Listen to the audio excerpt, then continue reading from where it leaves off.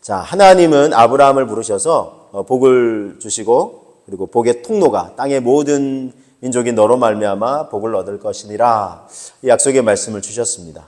근데 인생의 중후반부라고 할 수 있는 75세 즈음에 부르셔서 너의 자손을 하늘의 별처럼 또 땅의 티끌처럼 바다의 모래처럼 많게 해 주실 것이다 약속을 하셨습니다.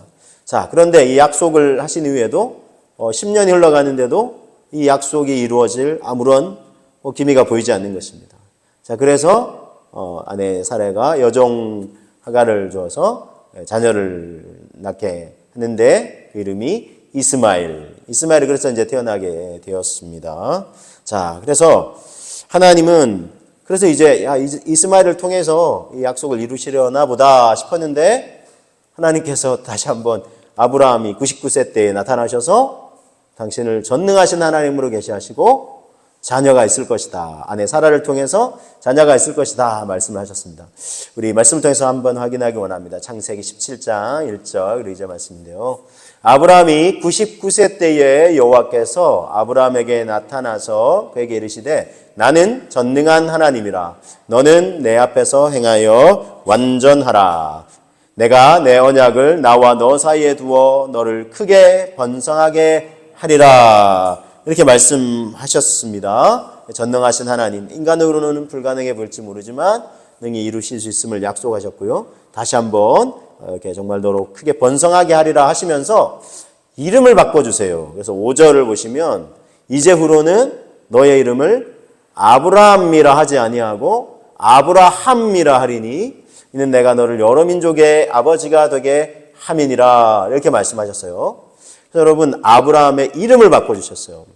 우리가 하나님을 제대로 만나게 되면 하나님 예수님 만나게 되면 이게 아브라함에게만 이렇게 하나님 해주시는 일이 아닙니다. 우리의 이름도 바뀌게 됩니다. 그래서 우리에게 새로운 이름을 주세요. 우리의 이름을 바꾸어 주신다는 것입니다.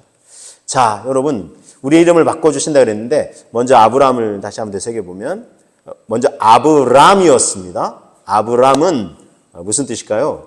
존귀한 아버지라는 뜻입니다. 존귀한 아버지. 그럼 하나님이 바꿔주신다고 하신 아브라함은 무슨 뜻일까요? 많은 민족의 아버지라는 뜻입니다. 존귀한 아버지에서 많은 민족의 아버지.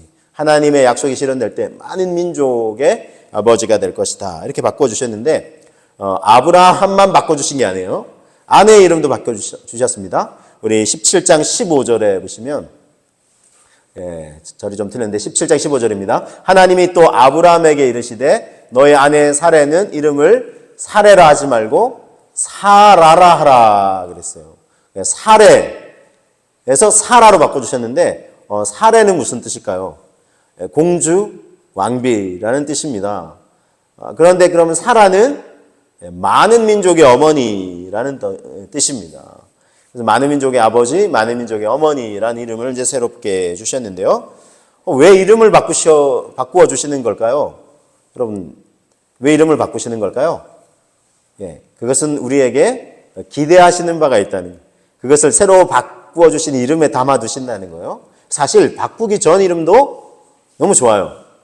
존귀한 아버지. 너무 좋죠? 아브라함. 그리고 공주, 왕비. 너무 좋잖아요. 그런데 이건 어떻게 보면 자기 개인적인 거예요, 개인적인. 아브라함 존귀한 아버지로서 존경을 받고 명성을 얻으면 얼마나 좋겠어요? 그러나 그건 개인적인 차원에서 머물고 끝나는 거예요. 이 사례도 마찬가지예요. 아름다운 공주와 왕비인 같습니다. 본인은 얼마나 기쁘고 흐뭇하고 좋겠어요? 그러나 이거 역시 자기에게만 머무는 거예요. 그런데 하나님은 많은 민족의 아버지, 많은 민족의 어머니가 될 것을 아브라함과 사라에게 그런 은혜를 주실 것을 하나님은 계획하시고 그렇게 약속을 하셨습니다. 즉 우리 자신의 이름도 사실 좋을 수 있어요. 하나님 만나기 전에 제 이름도 저는 이제 김세진인데 김은 이제 성이고 세는 세상 세자의 참 또는 진리진. 그래서 그 이름 참 좋죠. 근데 제가 이제 예수님을 만나고 나서 보니까 물론 그런 의도로 짓지는 않으셨겠지만 한자를 풀이해 보니까 참 세상에 참 진리를 전한다. 그렇죠? 꿈보다 해몽이 좋다고. 어쨌든 참 그런 의미의 이름을 저한테 이제 부여를 하는 거죠.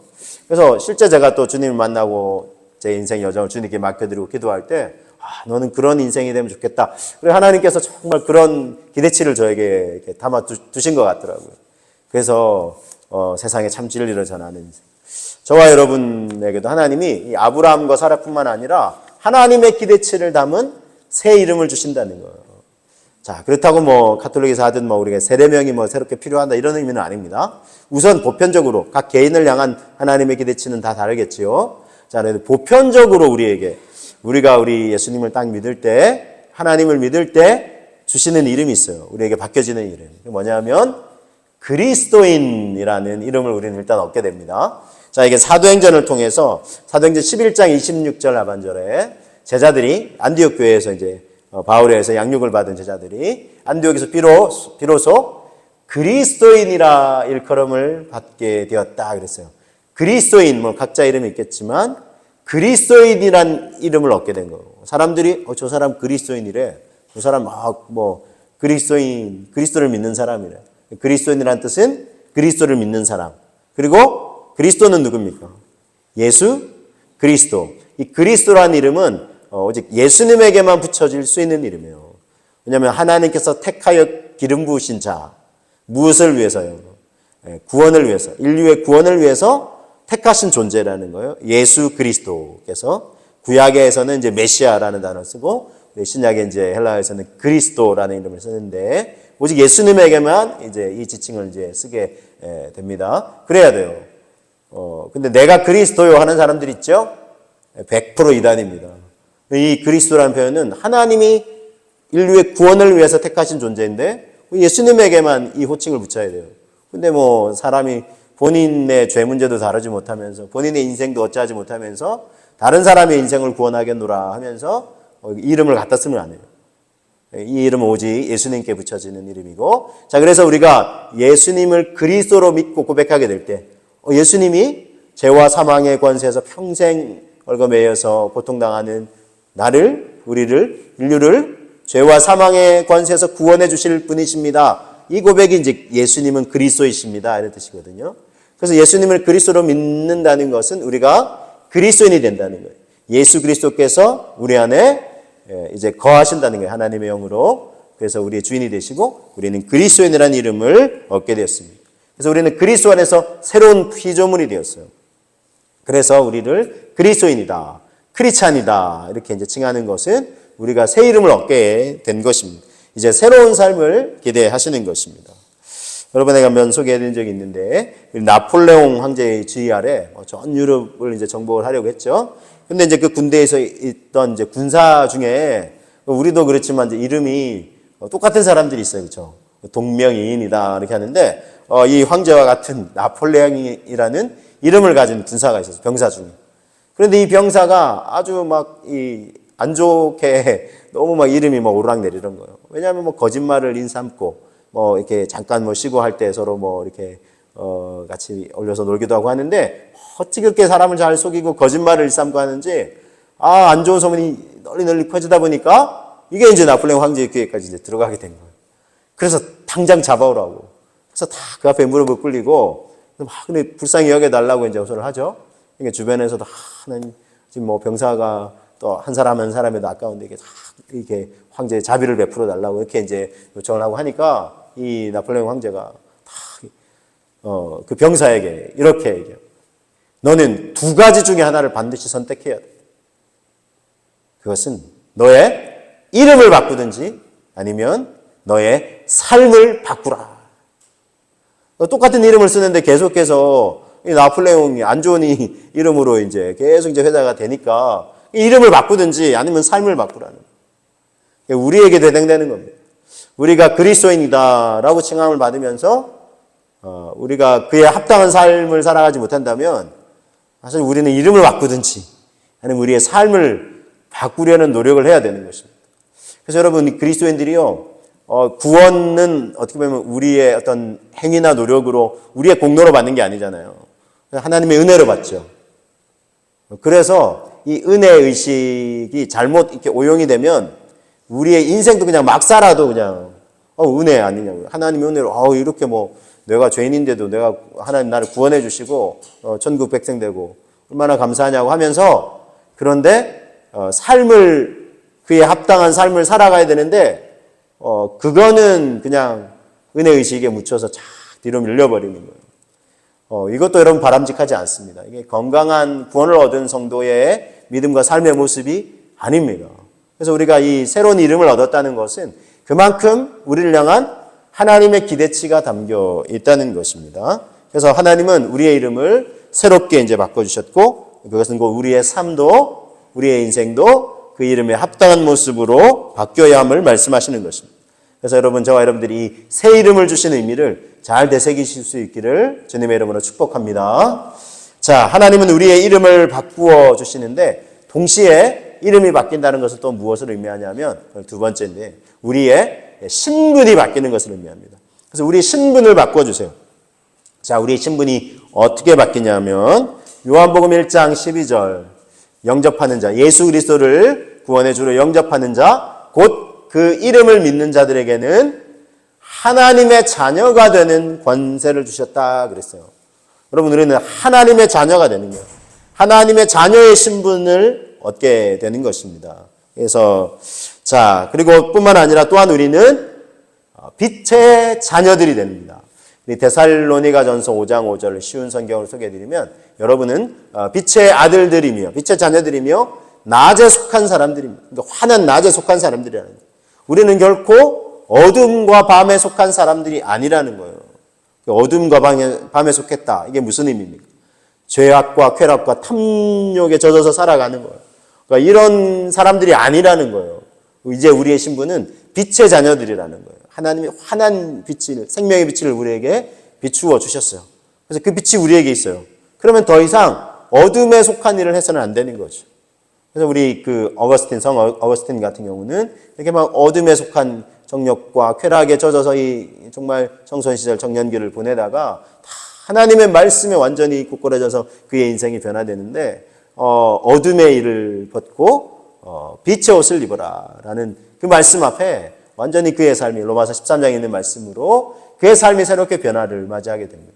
그래서 우리에게 새로운 이름뿐만 아니라 새로운 신분, 하나님의 자녀요, 하나님의 백성이요, 빛의 자녀들이라는 거예요. 그래서 우리 어둠에 속한 일을 계속 생각하고 묵상하고 행하는 것은 우리의 신분에 합당한 삶을 살아가는 것이 아니라는 것입니다. 자, 또한 우리 그리스도, 아까 예수 그리스도를 우리가 믿고 따르는 사람들인데, 그런 사람들을 또 어떤 사람들이라고 하냐면 예수님의 제자다, 그리스도의 제자라는 신분을 우리는 또한 얻게 됩니다. 자, 예수님은 당신을 따르는 사람들에게 그래서 이렇게 말씀하셨어요. 우리 마태복음 16장 24절 말씀에 예수께서 제자들에게 이르시되 누구든지 나를 따라오려면은 자기를 부인하고 자기 십자가를 지고 나를 따르라 그랬어요. 자기 부인을 해야 돼요. 자기 십자가를 지고 나를 따르라 그랬는데, 이건 무슨 의미일까요? 말 많이 우리 들어보셨잖아요. 자기를 부인하고 자기 십자가를 지고 따르라. 십자가를 진다는 건 우리에게 맡겨주신 어떤 조금 무겁긴 하지만 사명의 짐, 우리가 감당해야 된다 이해가 되는데, 자기를 부인한다 어떤 의미일까 하는 것은 이 말씀을 이제 전후로 예수님이 십자가에 이제 고난을 당하시고 죽으실 것을 이제 말씀을 하셨어요. 제자들에게. 사실 이제 베드로가 신앙 고백, 그 유명한 신앙 고백, 너희는 나를 누구라 하느냐 했을 때 주는 그리스도시요 살아계신 하나님의 아들이십니다. 이 아주 이제 신앙 고백, 중요한 신앙 고백을 하죠. 예수님께도 칭찬을 받았어요. 그러고 나서 예수님께서 이제 좀 때가 가까이 오시고 또 제자들도 뭔가를 깨우치기 시작하셨나 보다 이 생각을 하셨는지, 내가 얼마 안 있으면 이제 붙잡혀서 고난을 당하고 죽게 될 것이다 이렇게 말씀하셨어요. 그랬더니 베드로가 칭찬받은 지 얼마 안 됐는데 주여 그리 마옵소서, 우리말에는 완곡한 표현도 있지만 예수님을 막 꾸짖어요. 그랬더니 예수님이 사탄아 내 뒤로 물러가라. 네가 하나님의 일을 생각하지 아니하고 사람의 일을 생각하는도다 그랬어요. 사람의 생각에 머물러 있는 거예요. 예수님이 이 로마의 압자에서 우리를 해방시켜주고 구원해 주셔야 되는데 그래서 유대인의 왕으로 오신 거 아닙니까? 이렇게 생각하고 있는데, 그렇게 생각한 것이 구원이에요. 제자들이 생각한 구원. 아직도 이 땅의 생각, 자기들의 생각에 매여있죠. 근데 예수님의 구원 방식은 그게 아니거든요. 하나님이 예수님을 보내신 것은 우리의 죄와 사망의 권세를 십자가에서 다루어 주시고 부활의 권능으로 다시 사시고 그래서 우리에게 진정한 영적 전인적인 자유함을 주시려고 그런 것이 하나님의 구원의 방식인데 이 제자들은 여전히 자기의 생각에 매여 있는 거예요. 그래서 자기를 부인한다는 건 사실 좀 폭넓으면 더 넓은 의미들이 있지만 내 생각과 계획, 뜻을 내려놓는 거예요. 그래서 주님의 뜻과 주님의 계획과 주님의 생각이 무엇인지를 구하는 거예요. 그래서 우리 그리스도인들이 예수님을 믿으면서 생각과 삶은 내가 살아온 삶의 방식이나 습관이나 내가 옳다고 여기는 바대로 살아가려고 한다면 우리는 주님을 온전히 따르는 그리스도인의 제자의 모습이 아닙니다. 그런 삶이 아니에요. 그래서 내 생각을 내려놓아야 돼요. 내 계획을 내려놓고요. 주님이 원하시는 바가 무엇인가를 우리는 늘 생각하고 묵상하고 또 따를 수 있어야 한다는 것입니다. 제자입니까? 라는 책을 썼어요. 아주 좀 한 30여 년 전부터 한국교회에 많이 회자가 된 책인데 이분이 이제 아르헨티나에서 목회를 하시는 카를로스 오르티즈라는 목사님께서 저술하신 책인데 아주 많이 한국교회에 많은 사람들에게 읽혀지고 또 도전이 됐던 책입니다. 자, 이분이 그러다 보니까 아주 설교를 방송을 하면서 많은 사람들에게 전 세계인에게 영향을 끼치게 됐어요. 그러니까 라디오로 생방송으로 말씀을 전하시게 되는데 말씀을 매주 전하시는데 어느 날은 스튜디오에 가셨어요. 말씀 또 전하기 위해서. 그리고 기도로 딱 준비하시고 계시는데 내면에 딱 이런 감동이 막 오는 거예요. 오늘은 말씀을 전하지 마라. 오늘 말씀을 전하지 마라. 이런 생각이 막 드는 거예요. 이게 성령님이 주시는 생각인가? 왜 갑자기 이런 생각이 들지? 그리고 기도하고 또 기도하는데 계속 그런 생각이 드는 거예요. 이거 어떻게 하지? 내가 조금 있으면 이 말씀을 전해야 되는데. 그날따라 말씀은 그리스도인들이 서로 사랑하라. 사랑으로서 그리스도의 제자의 모습을 이 세상에 드러내라. 이런 내용으로 설교를 하시려고 다 준비를 해오셨는데, 오늘은 왠지 설교를 하면 안 될 것 같아요. 그런 생각이 계속 이 부담감이 지워지지 않는 거예요. 기도를 하는데. 그러니까 성령님이 주시는 마음인가 보다. 이런 생각을 해서, 이게 이 부담감이 사라지지 않는가. 계속 하나님 이게, 성령님이 주시는 마음이 아니면 사라지게 해달라고 하는데도 오히려 더 이 부담감이 쌓이는 거예요. 거룩한 부담감이. 그래서 설교를 하실 시간이 됐는데 이분이 오늘 사실 전할 말씀은 우리가 서로 사랑하라는 말씀입니다. 그것이 예수님의 제자의 증표라고 하셨습니다. 그런데 제가 오늘 말씀을 다 준비를 했지만 더 이상 전할 말씀이 없습니다. 하고 진짜 끝내신 걸. 자, 어떤 일이 일어났을까요? 사람들이 깜짝 놀랐어요. 왜 도대체 무슨 일이냐고. 근데 사람들이 곰곰이 생각하기 시작했어요. 왜냐하면 이분이 계속해서 말씀을 전하고 하다 보니까 많은 사람들이 소위 말해서 유명해지신 거죠. 그래서 이분의 설교를 들으려고 귀가 커진 거예요, 다들. 그런데 정작 그리스도인으로서, 그리스도의 제자로서의 삶은 외면하고 있었습니다. 그래서 막 말씀을 연구하고 묵상하고 또 말씀이 좋다, 은혜 많이 받았다 라고만 하지 그럼 내가 어떻게 삶을 살아가야 될 것인가에 대해서는 사람들이 깊이 생각하지 않는 거예요. 그리고 삶으로 행동으로 이어지지 않는 거예요. 그래서 그것이 경각심이 돼서 사람들이 삶을 돌아보면서 우리가 그냥 배우고 좋다, 은혜 받았다라고만 했지 정말 우리가 어떤 삶을 살아가야 될 것인가에 대해서는 깊이 생각하지 못하였구나 해서 회개하는 운동. 그래서 이제 그리스도의 제자답게 우리 살아가자 하는 운동들이 새롭게 일어나게 되었다는 것입니다. 여러분, 우리에게도 생각해 볼 점들이 있습니다. 이 시대에는 설교는 원하는 대로, 무한대로 들을 수 있어요. 그렇죠? 방송, TV, 유튜브, 손안에 스마트폰을 통해서 얼마나 이렇게 널려 있는지 몰라요. 웬만하면 또 이름이 널리 알려지신 분들은 조회수 이런 거 보면 몇만 회, 몇십만 회 되고 이러면서 많은 사람들에게 말씀이 들려지는 시대인데, 근데 성경 아모스에 이런 말씀인데, 말씀이 넘쳐나는데 사람들이 지금 목이 마른 거예요. 말씀은 막 넘쳐나는 것 같은데 목마른 거예요. 영혼이 채워지지 않는 거예요. 내 필요만 어떤 때는 막 채우고 이것을 삶으로까지 이어지지 않는 거예요. 하나님 화가 나셔가지고 더 이상 이게 말씀을 외치지 마라. 그래서 너희는 더 이상 노래를 부르지 마라. 주님 앞에 나와서 막 예배하고 찬양한다고 하는데 믿음에 합당한 삶이 이어지지 않는 거예요. 그래서 하나님 난 그런 예배 제사 안 받겠다 라고까지 하셨던 말씀하신 적이 있어요. 그래서 여러분 우리가 예수님을 믿고 따르는 제자로서 우리는 그 이름에 합당한 삶을 살아내고 있는가 우리를 돌아볼 수 있어야 되겠습니다.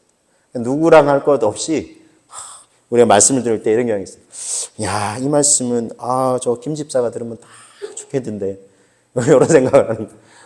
누구 장로님 권사님이 이 말씀을 적용해야 되는데 누구 목사님이 이걸 참 들으셔야 되는데 이러면서 은근히 이제 다른 사람에게 적용을 해요. 그래서 이사야서에 내가 누구를 보내면 누가 우리를 위하여 갈까 뭐 있잖아요. 그때 이사야 선지자가 주여 제가 여기 있습니다. 나를 보내소서 이렇게 했잖아요. 그렇죠? 근데 우리는 딱 적용하기로 주여 쟤를 보내세요. 쟤를 힘든 거 어려운 거 막 이렇게 막 선교사적인 삶을 살아갈 저 사람 보내세요. 저는 그냥 뒤에서 그냥 이렇게 좀 적당히 믿고 좀 기도만 할게요. 저 사람을 보내세요. 이렇게 적용할 수 있다는 거예요. 우리에게 정작 우리가 적용해야 되는데 우리에게는 적용 안 하고 자꾸 다른 사람에게 적용하려고 하는 거예요. 앞서 이제 소개해드린 이사야 같은 경우도 하나님의 거룩한 영광을 천사들이 하나님을 예배하고 거룩하다 만군의 여호와여 주의 영광이 온 땅에 충만하도다.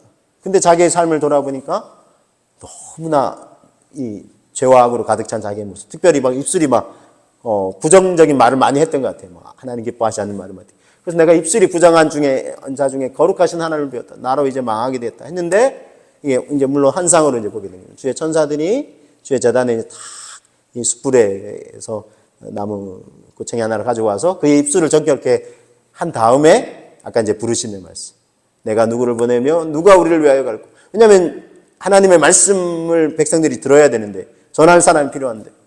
근데 이사야 선지자가 자기 연약하고 부족하지만 자기를 그렇게 정결케 해주시니 주여 저를 보내주옵소서. 부족하지만 연약하지만 저를 사용하여 주옵소서. 이렇게 자신을 주님께 내어드릴 수 있었던 것입니다.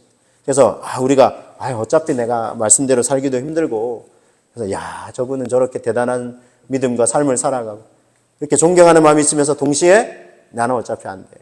그냥 뭐 겨우 주일 가서 예배드리고 구원의 은혜 누리고 뭐 천국 백성 된 거 그렇게만 살아가는 것도 감사하지 하고 머물 수 있을지 모르지만 하나님은 우리에게 새로운 이름 또 새로운 신분을 주시면서 우리가 그에 합당한 삶을 살아가도록 기대를 걸고 계시는 것입니다. 자, 그래서 우리가 얼마나 예배를 드리면서 은혜를 얼마나 받았느냐, 저분의 말씀 얼마나 좋으냐, 뭐 안 좋으냐, 뭐 이런 것만 생각할 것이 아니라 얼마나 내 삶으로 하나님께 영광을 돌려드리고 있느냐, 이것을 우리는 또한 생각할 수 있어야 되겠습니다. 바울은요, 로마서 전반부인 1장에서 이 8장까지 구원의 교리를 집중적으로 소개를 해요. 그리고 9장에서 11장까지는 이스라엘, 원래 택함받았던 이스라엘 백성들을 향한 하나님의 이 안타까운 마음을 막 소개를 해요. 그리고 나서 12장부터는 우리가 구원받은 하나님의 자녀와 백성으로서 어떻게 살아가야 하는지에 대해서도 비중 있게 다루고 있어요. 그래서 이 로마서는 꼭 구원론만 다루고 있는 게 아니에요. 구원에 관한 이야기만 다루는 게 아니에요. 우리의 삶을 어떻게 살아가야 하는지에 대해서도 아주 상세히 소개를 하고 있어요. 자세히. 비중 있게 다루고 있어요. 그 첫 말씀이 바로 이 말씀입니다. 로마서 12장 1절에 있는 말씀. 그러므로 우리 함께 한번 고백해 보겠습니다. 그러므로 형제들아 내가 하나님의 모든 자비하심으로 너희를 권하노니 너희 몸을 하나님이 기뻐하시는 거룩한 산 제물로 드리라. 이는 너희가 드릴 영적 예배니라. 어떻게 하라고요? 너희 몸을 하나님이 기뻐하시는 거룩한 산 제물로 드리라. 너희 뭐를요? 너희 몸을, 너희 삶을 하나님 기뻐하시는 거룩한 산 제물이에요. 산 제물. 살아있는 제물이라는 거예요. 사실 제물은 딱 죽여서 드리는 거죠. 그런데 바울은 이걸 우리가 드릴 하나님 앞에 드릴 영적인 예배, 전인적인 예배는 삶의 예배를 드려야 한다는 거예요. 살아있는 제물로 너의 삶을 드려야 한다는 것입니다. 그렇게 되기 위해서 우리에게 요구하는 게 또한 우리에게 필요한 것은 12장 2절 말씀이 이제 이어집니다. 그래서 너희는 이 세대를 본받지 말고, 이 세대는 하나님을 거스르는 세대죠. 하나님의 뜻과 무관하게. 예전에는 그래도 옳고 그름에 대해 사람들이 좀 생각을 했어요. 요즘은 옳고 그름보다 내가 하고 싶으냐 하고 싶지 않느냐. 하기 싫으면 안 해요. 오라도. 근데 옳지 않아도 내가 하고 싶어. 왜 발려? 내가 하고 싶다는데. 이런 시대 세대로 지금 흐름이 바뀌고 있어요. 근데 이런 세대를 본받아서는 안 된다는 거예요. 그래서 오직 마음을 새롭게 함으로 변화를 받아 하나님의 선하시고 기뻐하시고 온전하신 뜻이 무엇인지 어떻게 하라고요? 분별하라. 끊임없이 분별해야 된다는 거예요. 이거는 내가 해도 될까? 이런 말은, 이런 행동은 내가 해도 될까? 해서는 안 될까? 하나님이 기뻐하실까? 기뻐하시지 않으실까? 자꾸 생각을 하면서 분별을 해야 된다는 것입니다. 그래서 이 세대를 하나님을 거스르는 세대를 본받지 말고 오직 마음을 새롭게 함으로 변화를 받아 하나님이 선하시고 기뻐하시고 온전하신 뜻이 무엇인지 분별하도록 힘써야 되는 것입니다. 그렇게 되도록 그런 기대를 품으시고 우리의 이름을 바꾸어 주셨습니다. 또한 우리의 신분을 바꾸어 주셨습니다. 그리고 이제 또한 기대하시는 것은 우리의 인생이 바뀌기를 원하십니다. 우리의 인생을 하나님이 바꾸어 주세요. 우리의 삶 전체가 바뀌기를 원하신다는 거예요. 자, 여러분, 우리가 잘 아는 삭개오라는 사람, 신약성경에서. 자, 이 사람은 사람들로부터, 동족들로부터 배척을 받는 인생을 살아가고 있었어요. 그런데 예수님을 만나고 삶이 바뀌게 됐습니다. 누가복음 19장 8절 말씀에 삭개오가 예수님을 만나는 순간 이런 고백을 합니다. 삭개오가 서서 주께 여짜오되 보시옵소서 내 소유의 절반을 가난한 자들에게 주겠사오며 만일 누구의 것을 속여 빼앗은 일이 있으면 네 갑절이나 네 배나 갚겠습니다. 그래요. 예수님이 먼저 말씀하신 거 아니에요. 너 이제 나를 만났으니까 너 인생 좀 바꿔 하지 않았어요. 삭개오가 먼저 딱 주님을 만나고 나서 이 삭개오 여러분 어떤 사람이었습니까? 세리장이었어요. 세리장이 세금을 거두는 사람들의 리더였어요. 그 당시는 로마의 통치하에 있었죠. 우리로 따지면 일제 치하에서 일제 앞잡이 노릇을 하고 있었다는 거예요. 그러니까 동족들로부터 어땠습니까? 환영을 받았겠습니까? 배척을 받았겠습니까? 배척을 받는 거예요. 물론 로마의 이렇게 권한이 뒤에 있으니까 어쩔 수 없이 이 사람 세금 거둬갈 때 하지만 뒤돌아서서는 다 욕하는 거예요. 저 사람 저거 로마의 앞잡이 노릇을 하고 저거 아우 비어 죽겠어요. 이렇게 하는 거예요. 그러니까 동족들로부터 그러니까 사실은 돈은 얼마나 많이 벌었겠어요. 세리장이었으니까 로마에 바치면서 또 조금 더 걷어가지고 자기가 취하기도 하고 또 로마로부터 받는 그런 품삯이 있으니까 그러니까 돈은 부족함이 없는 거예요. 여기 말해서 막 부유하게 잘 사는 거예요. 그렇지만 자기 마음과 인생은 공허한 거예요. 왜냐하면 그 누구로부터도 사랑이나 관심이나 존경을 받을 일이 없는 거예요. 배척을 당하는 거예요. 그냥 너무나 외로워요. 그랬던 삭개오가 예수님에 관한 소문을 듣고 예수님을 만나기 위해서. 그러니까 사람이 너무 많은 군중들이 이제 있으니까 자기가 이제 조금 먼 길이지만 막 달려가서 나무 위에 올라가서 근데 예수님이 그리로 지나가셨어요. 그리고 삭개오야 내려오라. 오늘 너의 집을 내가 유하여야 되겠다. 이 예수님 자기를 반겨 맞아주시는 거예요. 자기 이름도 얘기 안 했는데 자기를 아시고 자기 집에서 머물겠다고 하시니까 얼마나 이 삭개오가 예수님 만난 이 감격 속에서 내 인생을 이제 바꿔야 되겠구나 이 생각을 하고 이 고백을 드린 것 아니겠습니까? 여러분 예수님을 만나고 이처럼 인생이 바뀌어지는 사람들이 변화되는 사람들이 너무나 많다는 거예요. 무수히 많다는 거예요. 그래서 여러분 역사 속에서 수많은 사람들의 인생을 정말 긍정적으로 좋은 방향으로 바꾸신 분 가장 큰 영향을 끼치신 분이 누구이실까요? 저와 여러분 답을 이미 알고 계시죠? 그래서 이제 이것도 이제 한번 소개해 드렸는데 반복학습 중에서 H.G. 웰즈라는 이 역사학자가 이렇게 얘기해요. 예수님으로부터 지금 한 2000여 년 지났죠? 그래서 무려 2000여 년이 지난 이상의 시간이 지난 지금 그리스도인이 아니라고 자기는 그리스도인이 아니에요. 그렇게 자칭하는 나 같은 역사학자도 발견하게 되는 사실이 있다. 그것은 가장 큰 영향력을 끼쳤던 이 사람에게 어쩔 수 없이 역사의 중심이 귀결이 되더라는 거예요. 자, 그러면서 계속하는 얘기. 역사학자가 한 인물의 영향력을 평가할 때 던지는 질문이 있어요. 그것은 그가 후세에 남겨 발전해 온 것은 무엇인가 하는 것인데 사람들에게 새로운 사고방식을 제시해서 그것이 그의 사후에도 일관되고 그 어떤 그 영향을 끼친 사람이 그가 죽은 지 오래됐음에도 계속해서 일관되고 활발하게 남아있는 거예요. 즉 사람들이 정말 새로운 삶을 살게 되었는가 하는 것을 살펴볼 때에 이런 기준으로 역사를 쫙 훑어볼 때에 역사상 가장 큰 영향력을 끼친 인물은 누구라고요? 예수님이라는 거예요. 나는 그리스도인이 아닌데도 야, 이 예수라는 사람이 이 역사상 끼쳐왔던 이 긍정적인 영향력을 인정하지 않을 수가 없다는 거예요. 근데 이런 고백을 한 사람들이 무수히 많다는 거예요. 그렇죠? 여러분, 역사 속에서 얼마나 많은 사람들, 저와 여러분을 포함해서 야, 예수님이 내 인생을 바꿔주셨다.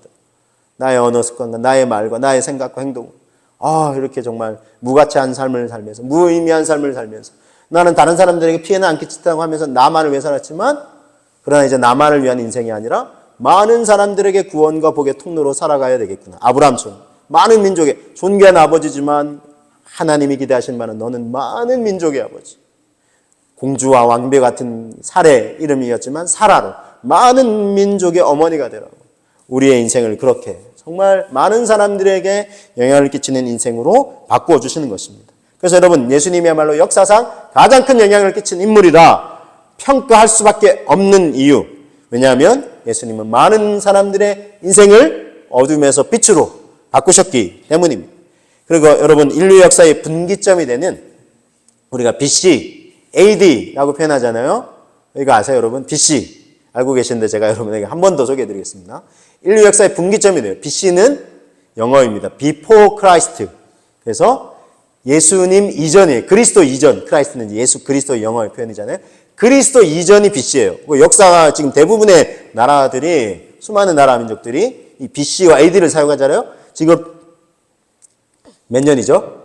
2024년. 그게 뭐죠? AD. 그죠? 지금은 AD예요, AD. 그러면 AD는 뭘까요? 이거는 라틴어인데, 아노 도미네, 그래서 주님 이후라는 뜻이에요. 그러니까 주님 이후, 지금 2024년을 우리는 살아가고 있어요. 근데 우리만 아니죠? 여러분, 하나님 믿는 사람만 BC, AD 사용하나요? 지금 하나님 안 믿는 사람도 BC, AD 속에 살아가고 있어요. 즉, 역사의 분기점이 된다는 거예요. 역사를 딱 반대로 구분할 때 BC와 AD로 구분을 한다는 거예요. 그 기준점이 누구시라고요? 예수 그리스도시라는 거예요. 이건 인류 역사의 분기점이 되죠. 우리에게서도 예수님을 어떻습니까? 제대로 만난 이전, 그리고 예수님을 만난 이후의 삶이 바뀌는 거예요. 그렇죠? 예수님을 만나기 이전의 삶, 여기까지. 근데 예수님을 딱 만나는 순간부터 우리의 인생이 이제 바뀌는 거예요. 그래서 여러분, 정말, 그렇죠? 그런 고백을 하시는 분들이 많으실 거예요. 그렇죠? 나 예수님 만나고 정말 인생이 바뀌게 됐다. 그렇습니다, 여러분. 예수님을 만나면, 하나님을 만나면, 오늘 말씀 제가 정리해 드립니다. 아브라함처럼, 삭개오처럼, 수많은 사람들처럼 뭐가 바뀐다고요? 우리의 이름을 바꿔주시죠, 하나님이. 우리의 신분이 바뀌는 거예요. 그리고 우리의 인생 자체를 싹 새로운 인생으로 바꾸어 주시는 것입니다. 그래서 여러분, 이런 은혜를 누리시게 되시는 저와 여러분 되시기를 주님의 이름으로 축복합니다.